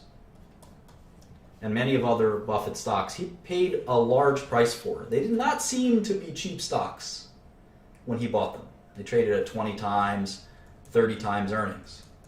But he correctly predicted, and you could have bought other stocks for 15 times earnings. But unlike these stocks, he correctly predicted that they were not default, they would not be risk to these assets. They were too protected by their brands and things like that. He called them moats. That 20, 30 years from now, Coca-Cola would still be selling more Coke than they did the year before, American Express, etc., etc. And then the opposite is always true. a lot of people value a company for 15 times earnings. They say, well, there's not much risk that those earnings don't happen. And they're wrong. Sometimes things happen to earnings. A good example is a company like Best Buy or Valiant or other companies where earnings look really good and then all of a sudden they look really bad. And you're left having paid a price that reflects that the earnings were going to be really good forever. So I hope we learned a little bit about finance today. There's a lot to digest in this whole risk and sort of analyzing a dollar today and a dollar tomorrow. All these things will take a lifetime to learn. I think I explained them briefly. I introduced you to the concept. When we do this again, we're going to actually use Blockbuster Video, a good example. Blockbuster Video. Even Netflix, who knows? Is Netflix tomorrow's Blockbuster? Doesn't seem like it today. Back then, you would have never thought Blockbuster would have gone bankrupt. All of these things come and go, and the price we pay for things is very important because it implies a discount rate. And we'll learn all about these things. Next lesson, we might do it in terms of formulas. This is the present value of an annuity happens in this formula. We can also do something like this. Or there's different formulas we can use. And eventually we're going to work our way up to something called a discounted cash flow or a discounted dividend model, which we basically did with Steph Curry. It's a more technical version of Steph Curry's present value that we calculate. And remember, in Excel, you could just do equals, NPV, discount rate, and then cash flow series. That's how you do it in Microsoft Excel. I don't know how to do it in any other application like Google or whatever.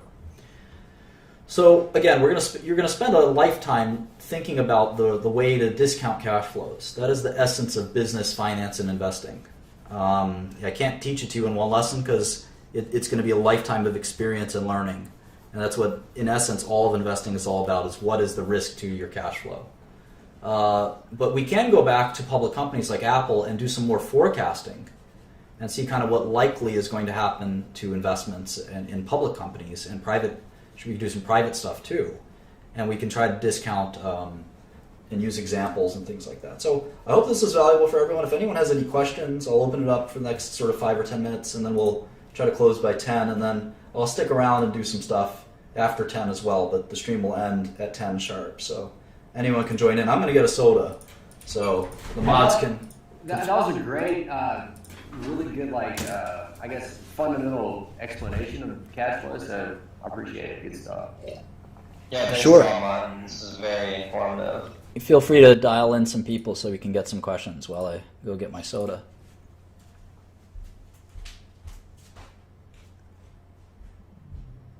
Billy. What's happening? Oh, God.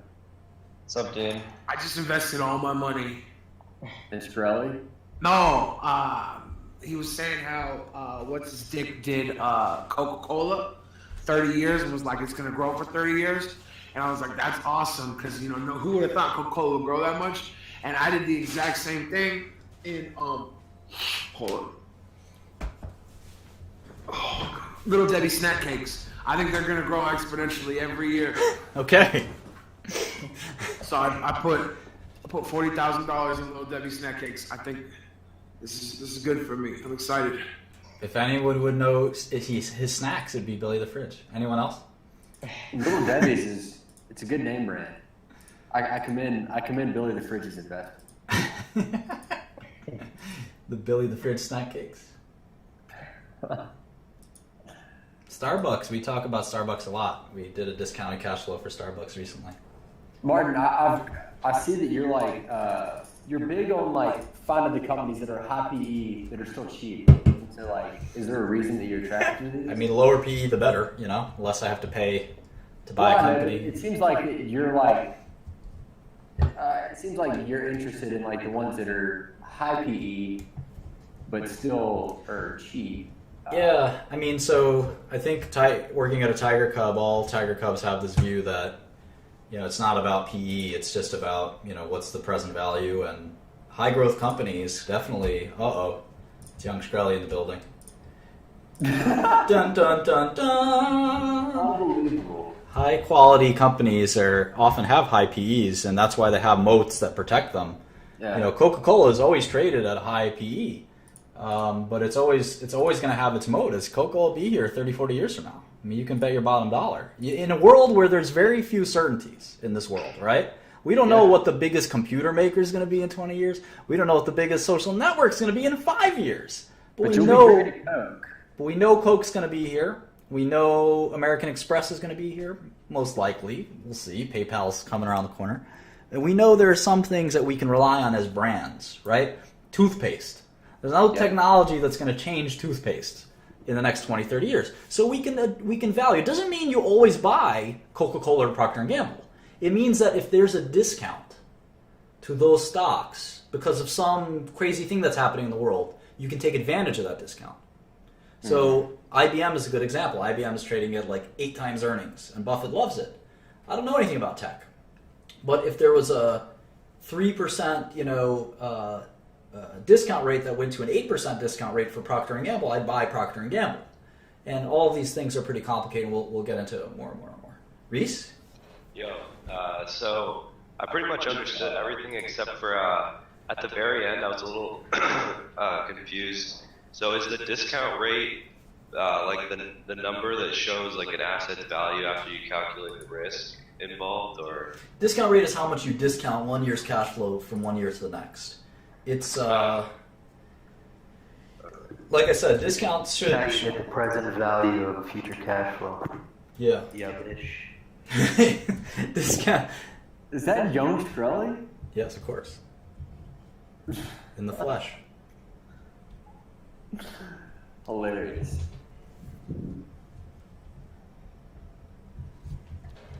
This guy had all the answers, but his computer doesn't work.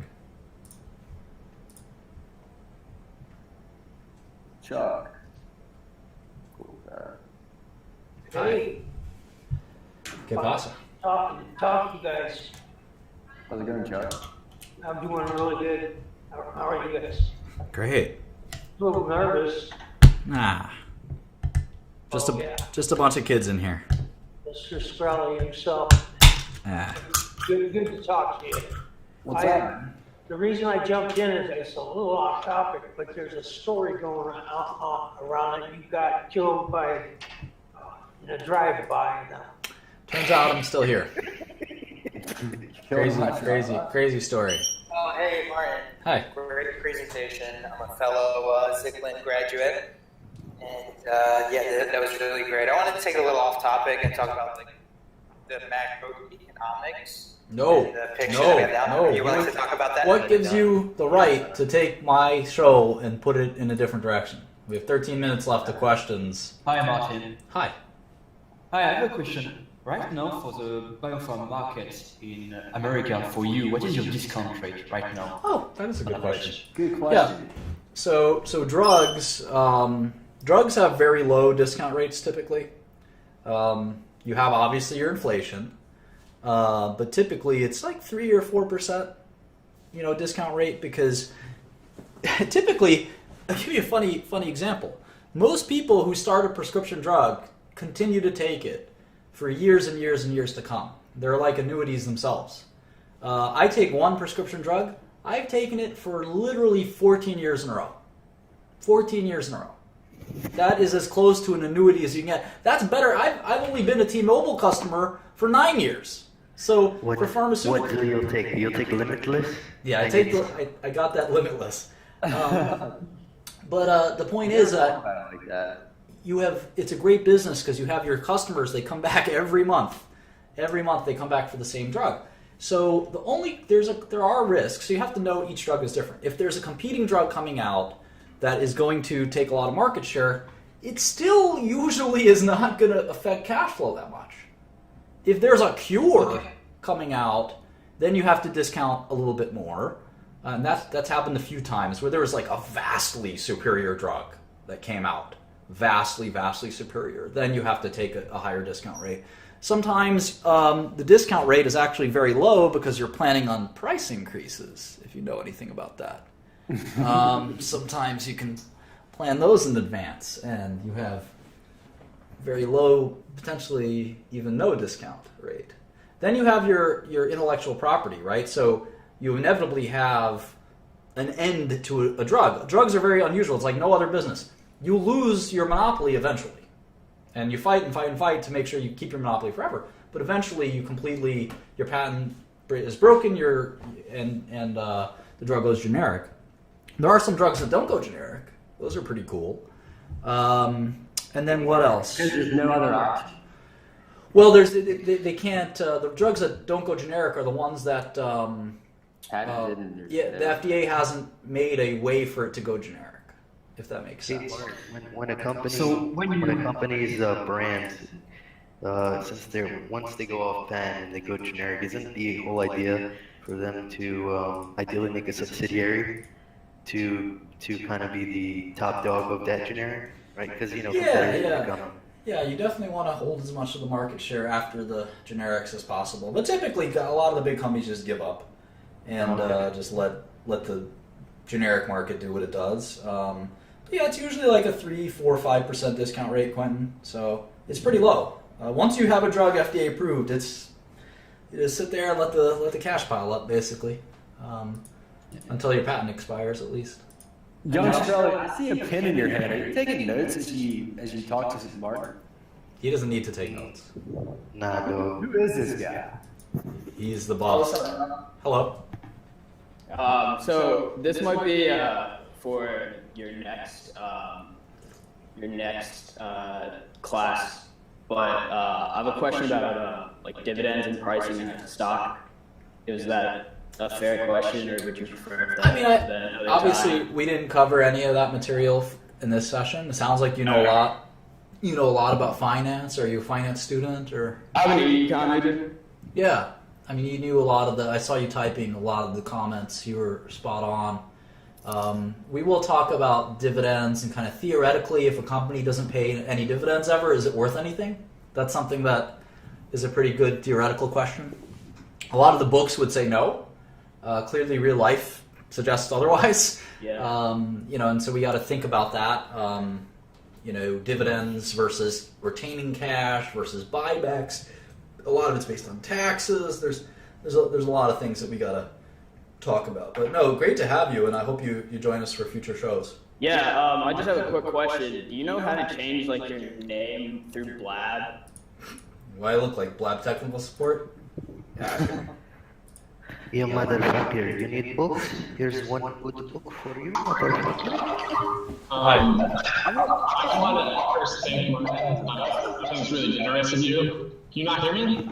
This is very noisy. Okay. Things like current events. Too noisy, dude. Drive everyone crazy. Oh, again? Yeah. No!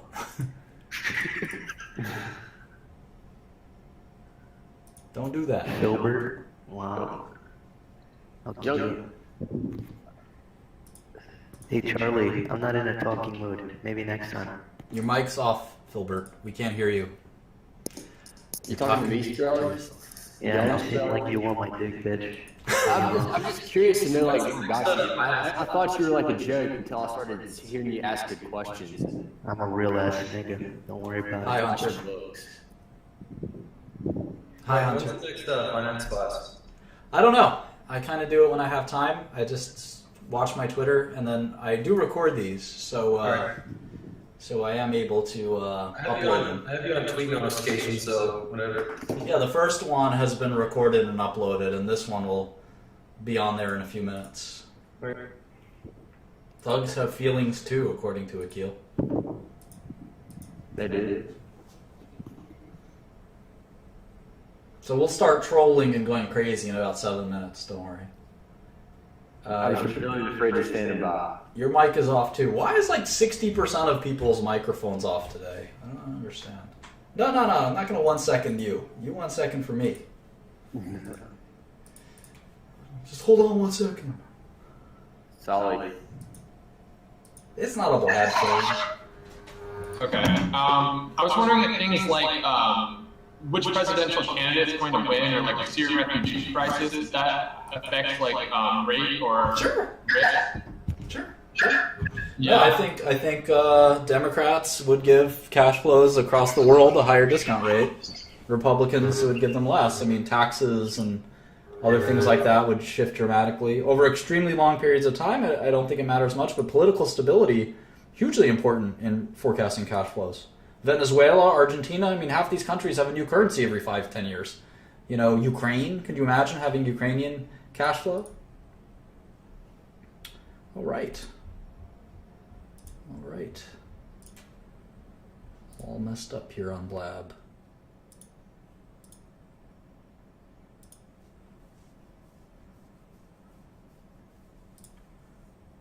Block that one.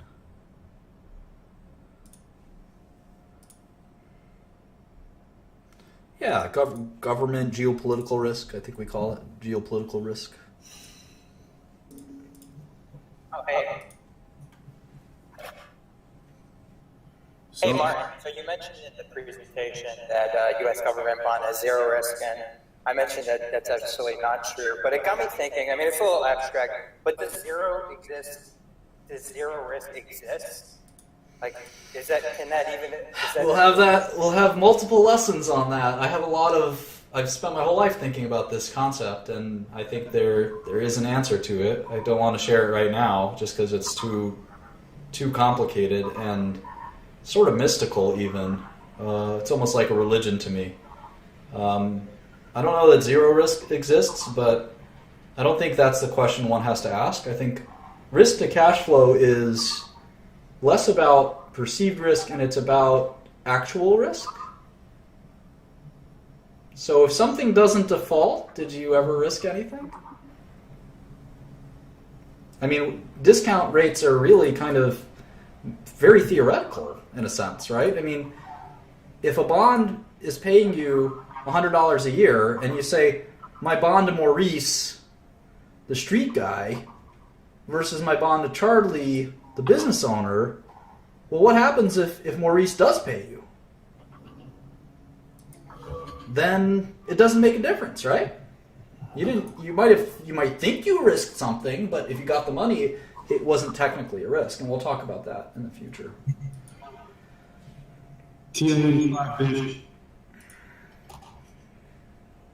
Hey, Mike. That's how you gotta work out, son. Hey, Martin. Hi. I was wondering, talking about Bloomberg terminal. Do you like Bloomberg? I know it costs $5,000. Have you heard anything about Bloomberg and the new terminal coming up in the news? It only costs about like $1,000. Yeah, I've heard about it. There have been Bloomberg alternatives for a long time, and Bloomberg's the go-to. So if you're managing hundreds of millions of dollars, you don't really care how much your terminal costs. What do you think about the negative interest rates in Japan? And do you think that we can do that here in the U.S. feasibly? Well, inflation, I was thinking that for a while, and inflation just spiked up last month. So there goes that idea. But sure, I mean, negative discount rates, that's a concept we can talk about someday. Yeah, absolutely. Do you think that's anything that could really be, I mean, what do you think would be the ideal situation where we could... That's Illuminati top secret stuff.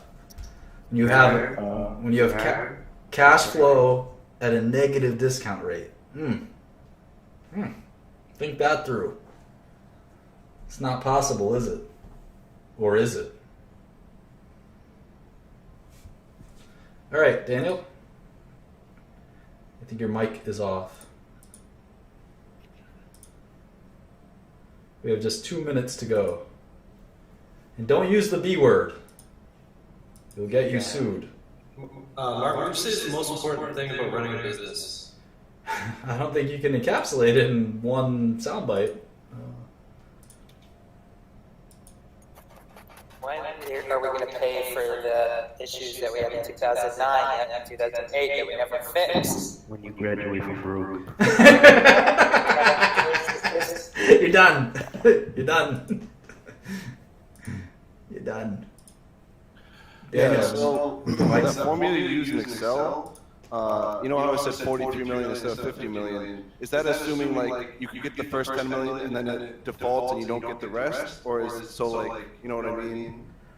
Nah. Not exactly. Maybe just like go over it a few times. I think it'll sink in. It's like basically what is the value of those cash flows if you were to receive them in that order? What's the present value today? If that makes sense. All right. It's definitely, it takes a little while to sink in. You'll get it. I have faith. Or not. Not everyone has to pass the class. How about again? So this was about U.S. government and the default rate. So have you looked at the recent accounting papers that the U.S. government just released with their assets and liabilities? And student loans are 32%. Well, are those federal? Those are assets. Oh, I see what you're saying. Over like $17 billion or $17 trillion in liabilities. How would you count large difference? I'm not a macro analyst. There's certainly a possibility that the government defaults. I don't think it's likely, but yeah, it's a good question. Macro analysts look at country balance sheets all the time and decide that a country will go bankrupt.